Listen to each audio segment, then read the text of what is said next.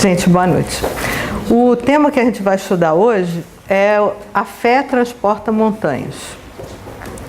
E como a Suzana falou, ela voltou. Como a Suzana falou na prece, é mais um capítulo de estudo do Evangelho de Jesus ensinando coisas pra gente. É um capítulo do capítulo 19 do Evangelho segundo o Espiritismo. E eu sei que todo mundo tem o Evangelho segundo o Espiritismo, todo mundo lê o Evangelho segundo o Espiritismo sempre. Eu sei. Quem não tem, vende lá na frente. Quem também não quiser comprar, pode baixar pela internet, tem de graça na internet. Em inglês, em espanhol, em francês, em português, é só pesquisar, dá para fazer um Google e pegar. Então eu quero pedir para vocês um favor. Eu sei também aqui que todo mundo faz o Evangelho, o culto do Evangelho no lar, né? Uma vez por semana, para um pouquinho, estuda o Evangelho em família, ou sozinho, se não morar com mais ninguém. Então eu quero pedir para vocês que agora, na próxima vez que vocês fizerem o Evangelho do lar, ou quando vocês forem ler o Evangelho nas leituras diárias, ou com a frequência que vocês quiserem, vocês me façam o favor de ir no capítulo 19 e ler esse capítulo aí e se lembra, né? Se tiver vontade, das reflexões do estudo que a gente vai fazer na noite de hoje. Combinado? Gente, vocês têm que falar comigo se está combinado, não, senão eu acho que vocês estão dormindo. Toda vez é isso, né? Tem que pedir, gente, interage, senão eu acho que vocês dormiram e ficam aqui falando nervosos. Ok. Então, a primeira parte, a fé, é um capítulo pequeno, não é um capítulo grande, não. E começa, o capítulo começa com uma citação de um trecho do Evangelho que eu vou ler para vocês rapidinho, tá?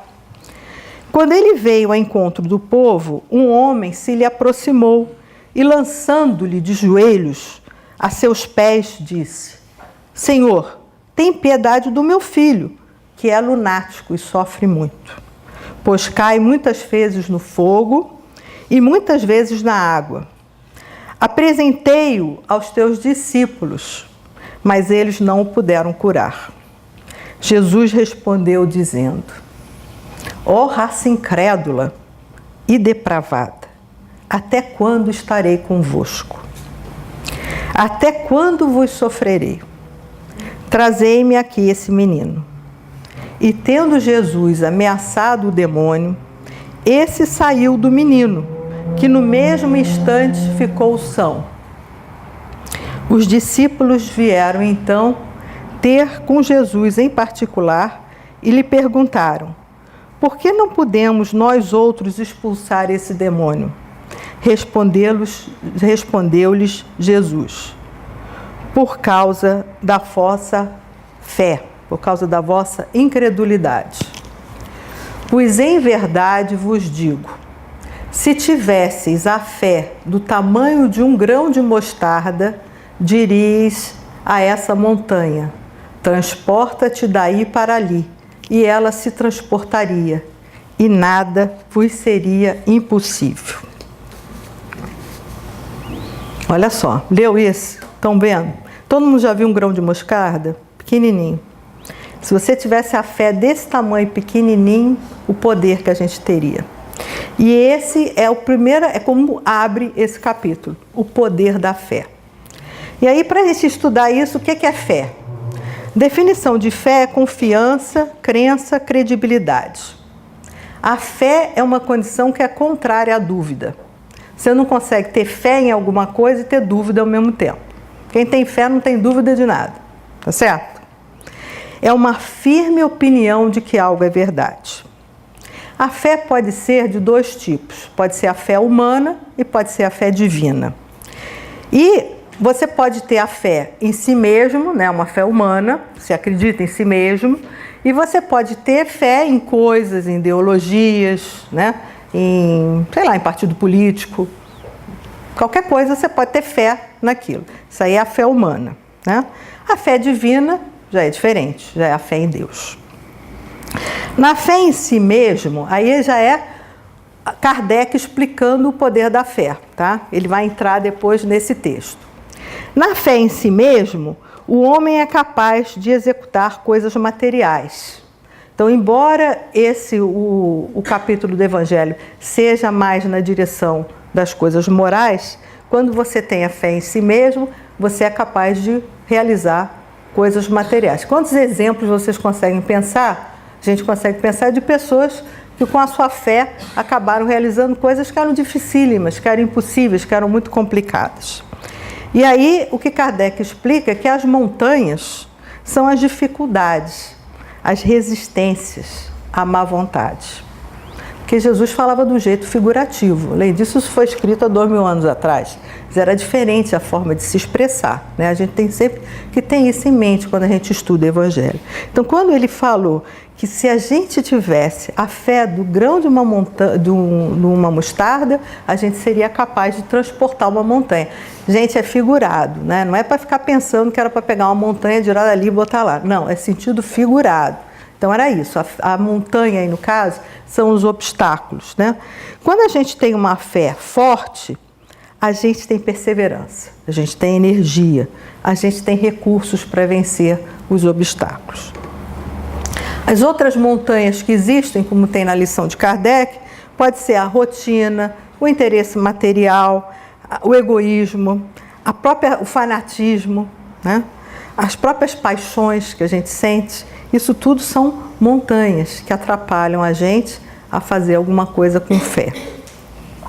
Então, a fé forte, ela é perseverante. E a fé vacilante, ela tem incerteza, ela tem hesitação. Então, a gente já sabe de casos que a gente já viu, daquela pessoa que não acredita no remédio que vai tomar, né? Faz regime, mas não acredita na dieta, né? Não acredita muito, né? É aquela fé vacilante. Vai funcionar? Não vai, né? Então, a fé, no conceito do que o Kardec está explicando para a gente, é a certeza que a gente tem que a gente vai atingir um determinado fim. E quando a gente tem essa certeza, a lucidez que vem no pensamento. Eu me lembrei quando eu estava lendo esse pedaço de um amigo meu que estava fazendo um restaurante. E ele estava descrevendo como é que ia ser o restaurante, como é que ia ser a cozinha, como é que ia ser as mesas, tudo. E ele falava aquilo numa empolgação, né? Com uma força, e não estava fácil para ele, né? Ele estava correndo atrás de dinheiro, não estava fácil para ele construir aquilo. Mas ele tinha aquela empolgação que a gente via, eu consegui ver, eu vi que ele estava vendo o restaurante ali na cabeça dele. Mas ele estava tendo aquela visão, é uma visão, né? Aquela força, aquela vontade, aquela fé, né? A fé sincera. Então ele com aquela visão dele, com a perseverança, com as lutas, estava removendo as montanhas, dos obstáculos, das dificuldades, né? Porque não adianta assim, eu tenho fé, mas quero que amanhã o restaurante esteja aqui pronto. Não é gênio da lâmpada, né? Que você faz 3 pedidos e a coisa aparece. É aquela fé sincera e verdadeira, que é sempre calma, que é paciente, que sabe esperar, sabe que vai ter o restaurante dele e estava lá sabendo esperar e correndo atrás das dificuldades. Agora, o Kardec nos avisa também, gente, não confunde fé com presunção. Aí ele explica aqui, a fé, ela é humilde. Ela tem mais confiança em Deus do que em si própria. A pessoa com fé se vê como um instrumento de Deus, que é diferente da pessoa que é presunçosa, que é arrogante. Essa pessoa que é arrogante, essa certeza que não é a fé, está vindo do orgulho. E quando vem do orgulho, mais cedo ou mais tarde, acaba vindo uma decepção. O desafio aí é saber quando é que é uma, quando é que é a outra, né? Quando a gente mesmo quer uma coisa e quer muito, a gente mesmo sabe a resposta, né? Se a gente refletir com calma. E aí, o último item desse primeiro bloco do texto do Evangelho segundo o Espiritismo, capítulo 19, o Kardec fala do poder da fé. E ele fala da ação magnética. O homem atua sob o fluido que é agente universal e modifica-lhes a qualidade e é capaz de fazer cura. Olha que interessante, a gente não para pensar no poder que a gente tem, poder de verdade que a gente tem. Alguém já parou para pensar nisso? No poder que a gente tem, na força que a gente tem. que é exatamente o que Jesus falou para os discípulos. Quer dizer, vocês viram qual foi o caso no início. Provavelmente era uma pessoa que estava num processo de obsessão. O Senhor trouxe o filho dele naquele processo de obsessão, levou para os apóstolos. Os apóstolos deviam estar cheios de boa vontade, mas devem ter pensado assim, esse caso aí é complicado mesmo, não sei como é que isso vai ser resolvido. Não tiveram a fé, a credulidade de que iam conseguir e não conseguiram, né? Porque aquele espírito que estava ali obsediando, provavelmente também só ia aceitar as ordens de alguém com poder moral que fosse suficiente para comandar, dar ordem para ele. E os apóstolos não conseguiram ter essa força, essa credulidade, essa fé. E Jesus já sem paciência, né? Entre aspas, né? Porque a gente sabe que isso aí é tudo. Jesus tinha paciência infinita. Mas a forma como a história veio a ser contada para a gente é que Jesus já estava sem paciência, dizendo: o que falta na gente é fé. E por mais que eu já tenha lido o Evangelho várias vezes, a oportunidade de estudar, de ler de novo esse capítulo, para vir aqui compartilhar com vocês, me fez de novo refletir, né? Quantas vezes eu uso realmente o poder da minha fé? Mas essa fé que ele está falando aqui, a fé paciente, a fé perseverante, a fé que enfrenta os obstáculos, a fé que luta, né? A fé que está em sintonia com as leis de Deus, a fé que sabe que aquilo é bom para a gente. E aí o Kardec fala assim: então, o que antes se chamava de milagres, que na verdade não tem nada de milagres, são apenas fenômenos desconhecidos, né? E isso toda vez que a gente estuda, a gente lembra disso. Se a gente fosse explicar para a bisavó da gente o que era um telefone celular, ele ia dizer que era um milagre, não é isso? O que era a internet? Era um milagre, porque nunca tinha visto, né? Não sabe como é que funciona. Se a gente for explicar para um índio, né, que estava lá na selva, anos atrás, como é que era um vidro, nunca viu o vidro antes, acha que é milagre. Na verdade, os milagres são todos fenômenos que a gente ainda não conhece, que a gente ainda não aprendeu, né?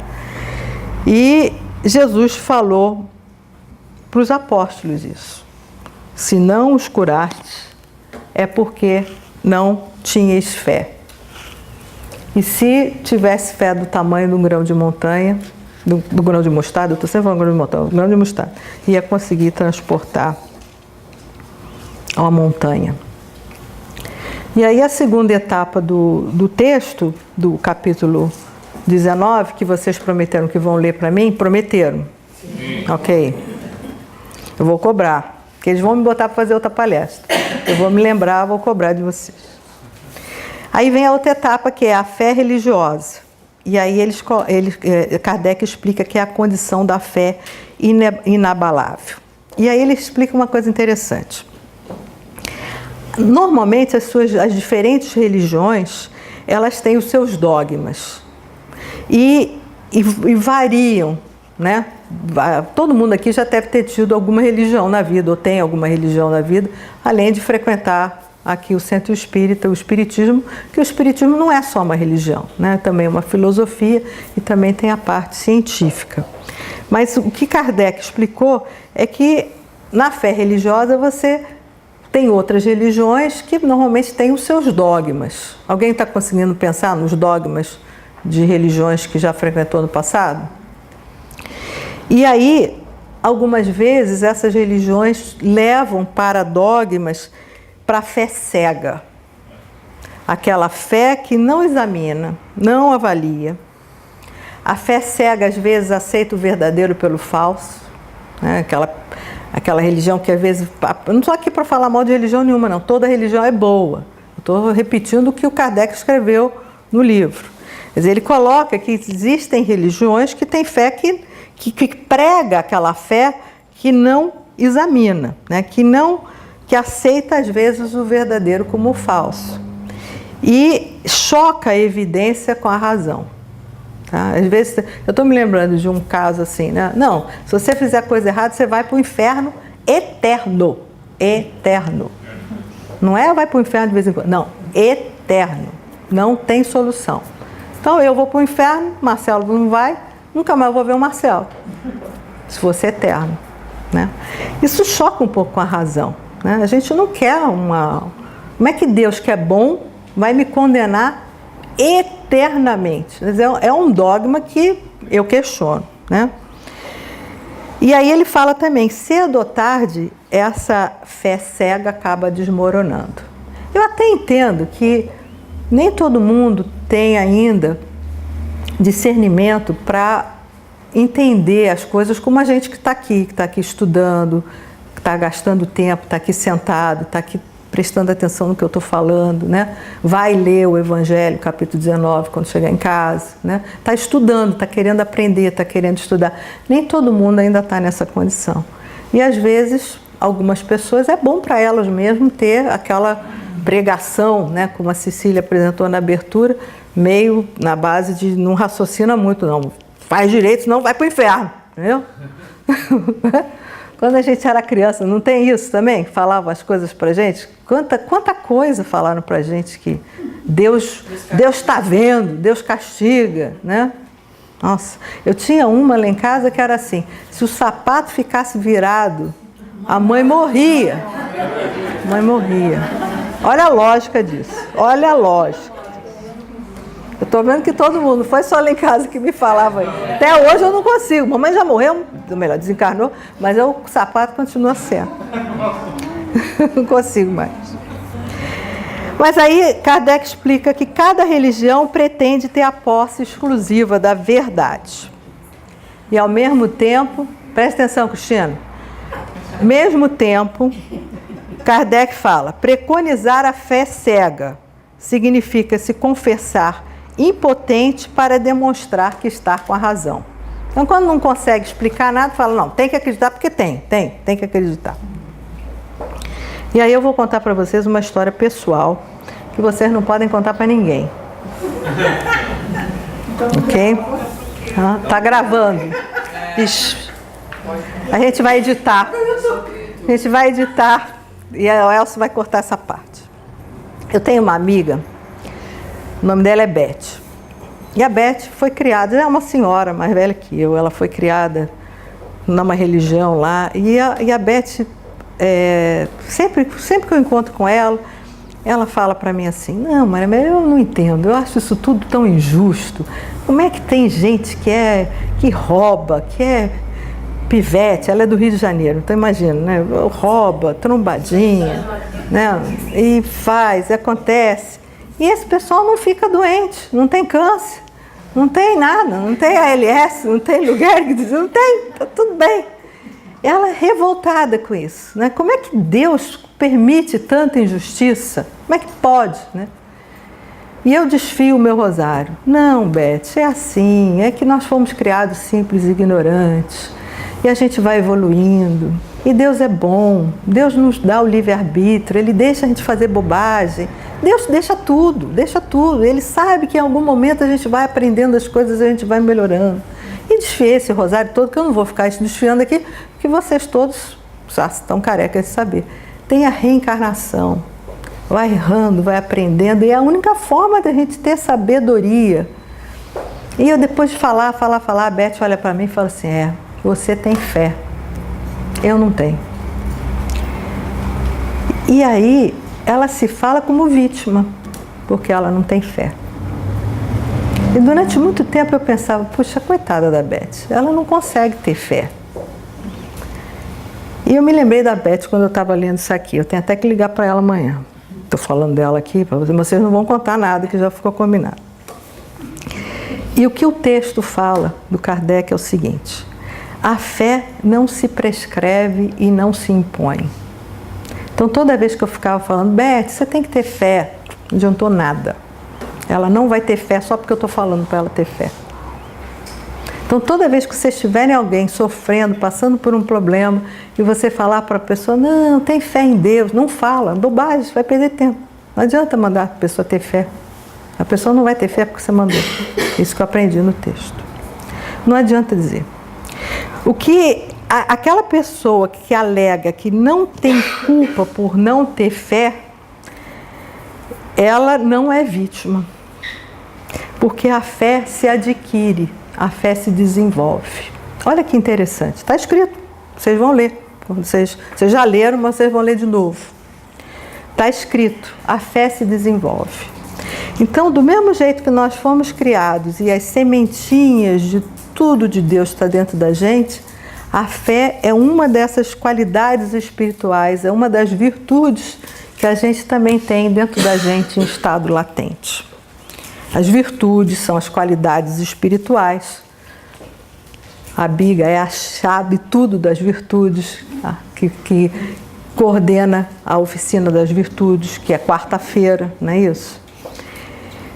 E essas virtudes espirituais, o amor, o caráter moral, a paciência, a fé. Tem mais, Biga? Mais virtudes? Tolerância, e agora? Então não é a fé que procura a pessoa. Não é a fé que vai cair, né? Baixar do nada. Não é um dom, não é, Deus não deu de presente a fé para a gente. Não deu. A gente desenvolveu a fé. Todas as virtudes estão dentro da gente. Então, quando a gente encontrar com alguém que diz, eu quero acreditar e não consigo, na verdade, ele está falando isso da boca para fora. Quando a gente pensa, eu quero acreditar e não consigo, a gente também está falando isso da boca para fora. E aí está lá no livro. Por que é que a pessoa diz que quer acreditar e não consegue? Porque, na verdade, ela diz que quer acreditar, mas tapa os ouvidos. No fundo, não querem ouvir.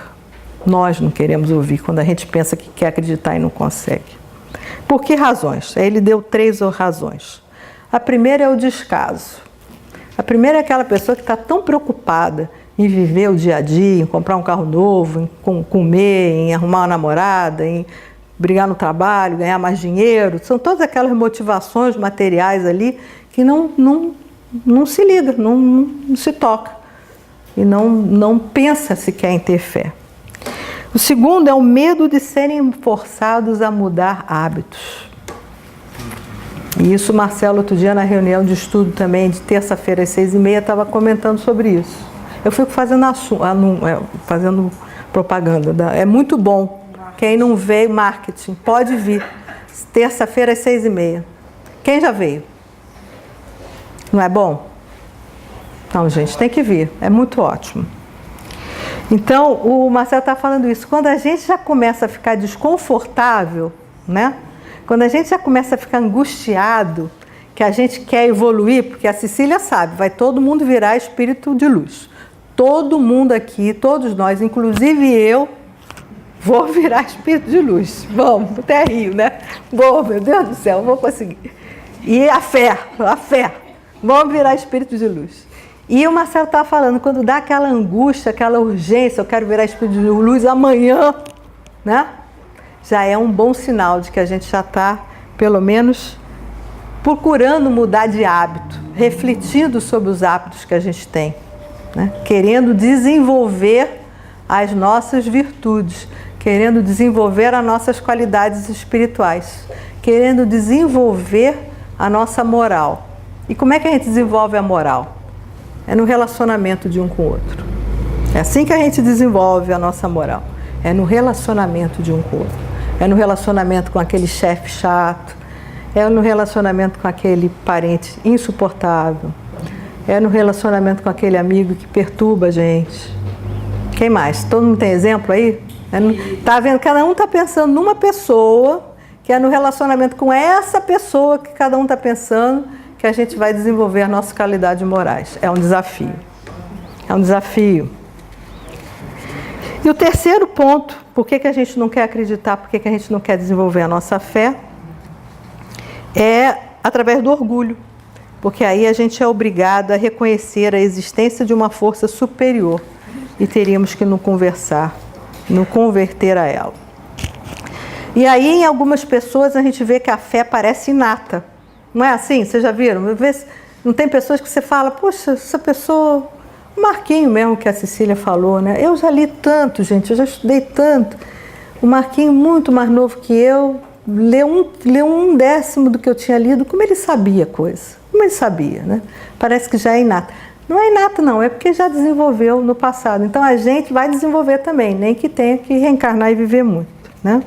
As pessoas já nascem com aquela intuição. Agora, também tem aquelas pessoas que foram ensinadas de outras formas, né? Quantos de nós, porque é uma lavagem cerebral, né? Que algumas vezes fizeram com alguns de nós, né? Quando nós éramos pequenininhos. E aí a dificuldade das pessoas de compreender. E aí ele fala uma coisa muito interessante, ele fala assim: para crer não basta ver, é necessário compreender. A gente precisa compreender.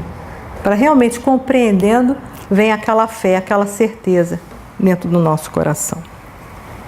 Então a fé é raciocínio e é o uso do livre-arbítrio. A pessoa tem que querer, né?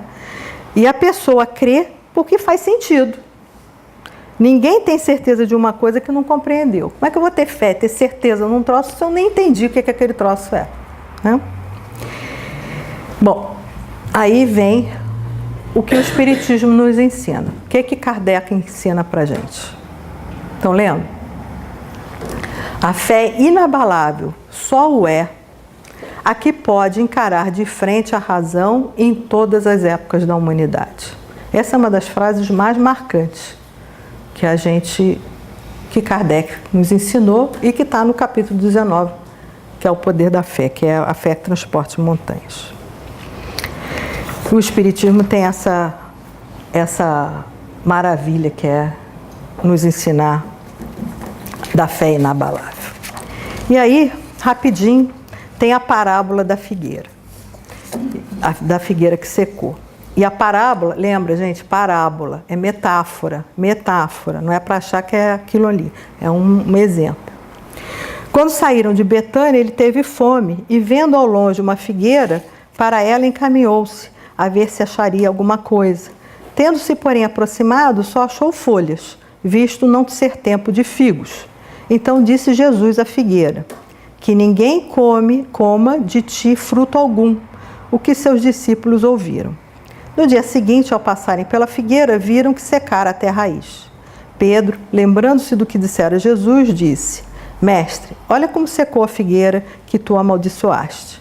Jesus, tomando a palavra, lhes disse: Tende fé em Deus. Digo-vos em verdade que aquele que disser a essa montanha: tira-te daí e lança-te ao mar, mas sem hesitar no seu coração, crente, ao contrário, firmemente, de que tudo que houver dito acontecerá, verá com o efeito que acontece. Essa é de São Marcos, capítulo 11. Então, aí, o que Kardec explica sobre essa parábola? Ele fala que quem pode ser útil e não é. Os sistemas ocos, as utopias, as doutrinas sem bases sólidas, a ausência daquela fé produtiva, tá? Isso tudo representa a figueira que secou. E aí, Divaldo, outro dia, numa apresentação que eu estava vendo, ele fez a explicação. Quando você tem fé, você naturalmente faz a caridade. Se você não tem fé, você não está fazendo caridade, está fazendo filantropia. Está fazendo para descontar o imposto de renda. Isso já não é mais caridade. Quando a gente acha que está fazendo caridade porque está descontando, fazendo alguma coisa para descontar, não é mais caridade, é filantropia. E nessa parábola também, Kardec nos ensina sobre a faculdade mediúnica, sobre os médiuns. O médium que é aquela bondade de Deus que nos ajuda a entender da comunicação dos dois mundos, da existência do mundo espiritual. Aquele que não usa a sua mediunidade como deve é a figueira que secou. Então, essas são as metáforas do que está no capítulo 19. Então, isso é um resumo rápido de todo o capítulo 19 que vocês prometeram para mim que vão reler e assim, né, ver, até me ajudar com alguma coisa que eu tenha esquecido, que eu tenha pulado aqui. É um capítulo muito bom de se ler, muito interessante. É um aprendizado, né? E eu fiquei pensando, gente, eu queria levar uma história para a turma ouvir, né? Uma história de um exemplo de fé, de um modelo, né? E eu achei essa história no Facebook que a Jara mandou. A Jara colocou no Facebook e eu achei essa história muito legal. Ela é contada por um senhor chamado Adelino Adelino Silveira, é esse senhorzinho aqui, né? Ele é escritor, é biógrafo de Chico, e ele conviveu com Chico Xavier durante 33 anos. E ele conta um caso, dura 5 minutinhos, é o tempo que a gente tem aqui para compartilhar com vocês. Tá bom? Põe.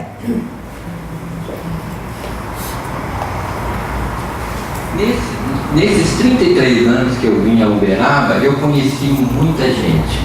Gente boa, gente meio boa e gente menos boa. Alguns o tempo vai apagando da memória, mas ele nunca vai ter força suficiente para apagar esse personagem. Naquele tempo que as sessões do Chico se estendiam pela madrugada, ele chamou minha atenção pela alegria com que ele chegava perto do Chico. Os olhos dele quase se inundavam de luz. Era sempre o último da fila. Ele vinha com aquele passo cansado, trôpego, né? Ele tinha a pele muito escura, o cabelo enrolado, uma ferida, quase sempre uma ferida nos lábios, pés rachados. Chamava-se Jorge. Eu acredito que o Jorge deve ter tomado muito pouco banho na vida dele, porque seu corpo franzino, magro, mal alimentado, exalava um odor desagradável. Ele tinha na boca alguns dentes apodrecidos e quando ele falava o hálito dele era quase insuportável. Quando ele chegava perto do Chico, o Chico perguntava para ele: Jorge, como é que vai a vida? Ele disse: Chico, eu acho a vida uma beleza. Ele falava assim meio de soquinho, né?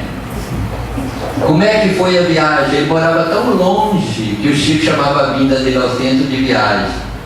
Ah, tio Chico, eu vim parando debaixo das árvores, olhando as flores que Deus plantou. O que você mais gosta de olhar, Jorge?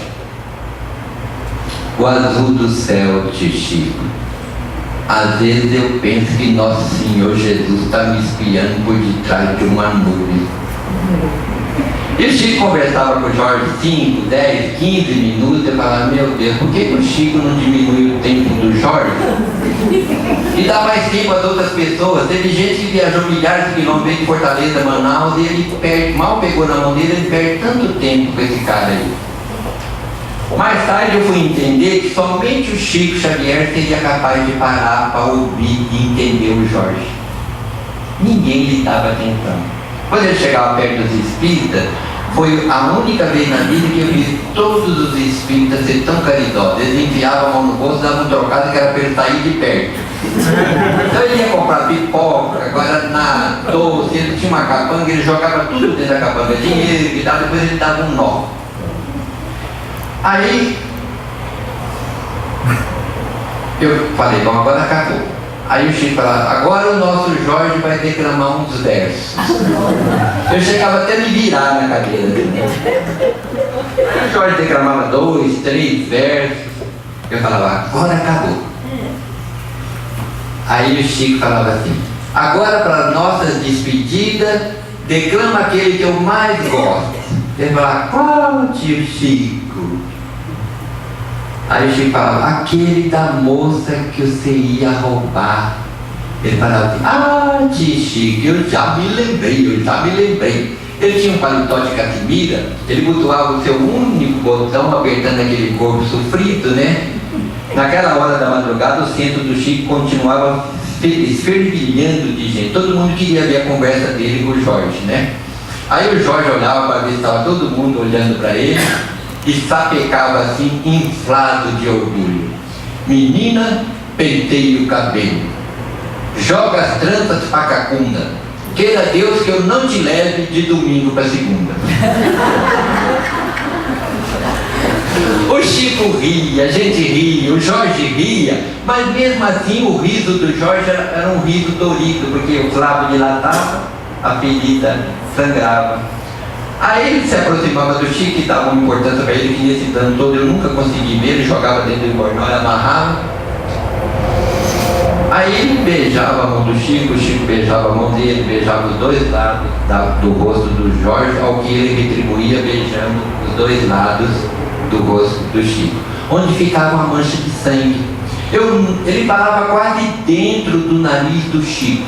Eu nunca vi o Chico ter aquele momento instintivo de recuo como eu tivera tantas vezes.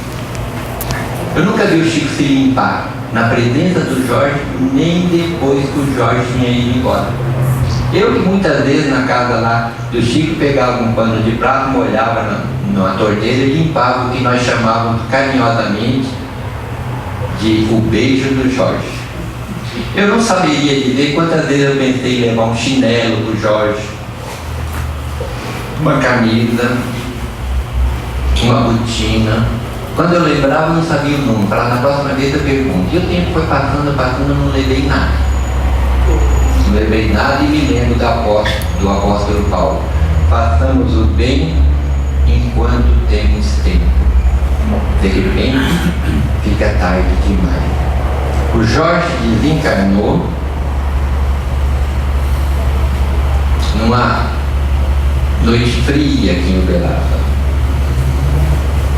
Esquecido do mundo, esquecido de todos, mas não de Deus.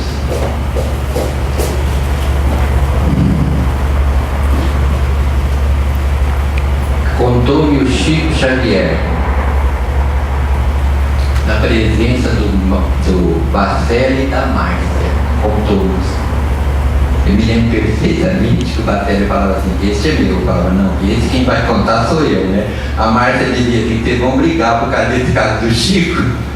Lembra disso? Aí, o Chico contou-nos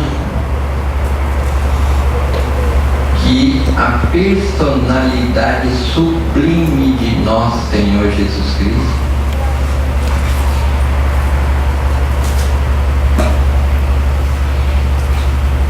veio pessoalmente buscar esse homem de pele escura, cabelo enrolado, ferido nos lábios, pé rachado, mau hálito, mau cheiro.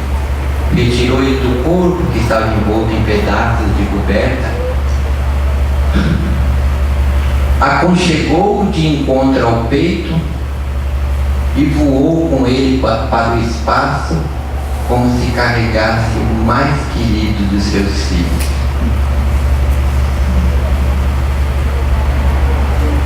Não vos deixarei órfãos, estarei convosco até o fim dos séculos. Ele não faria uma promessa que não pudesse cumprir. Um dia eu estava no Acre, considerado o estado mais pobre da federação, eu estava num sufoco. Eu não vejo espírito, não ouço espírito, não sinto espírito, mas na minha imaginação eu tive a impressão de ver que tinha muita gente, eles pensaram porque eu era amigo. Veio andando,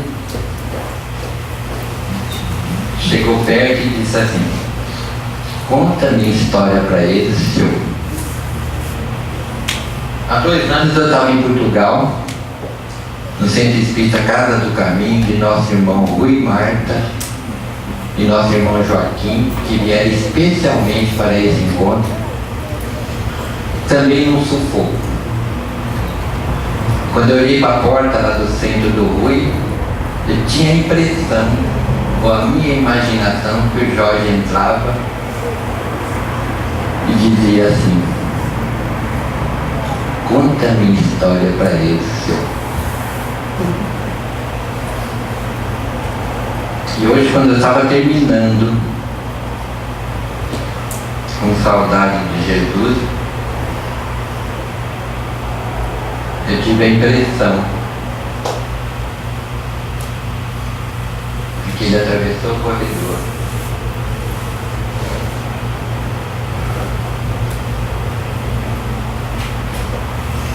chegou até perto dessas flores e disse: conta a minha história para esse senhor.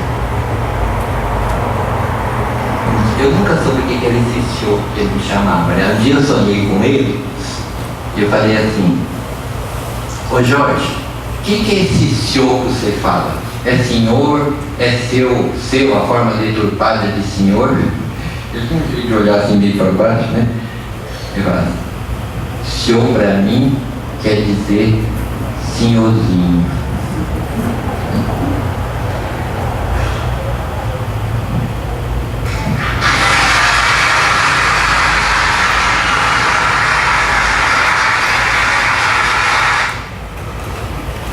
Gostaram? Legal a história do Jorge, né? Que é uma história de fé que eu quis compartilhar com você. A minha parte predileta é quando ele fala que ele gosta de ver o céu azul e ele acha que Jesus está olhando para ele atrás das nuvens. Obrigada, boa noite.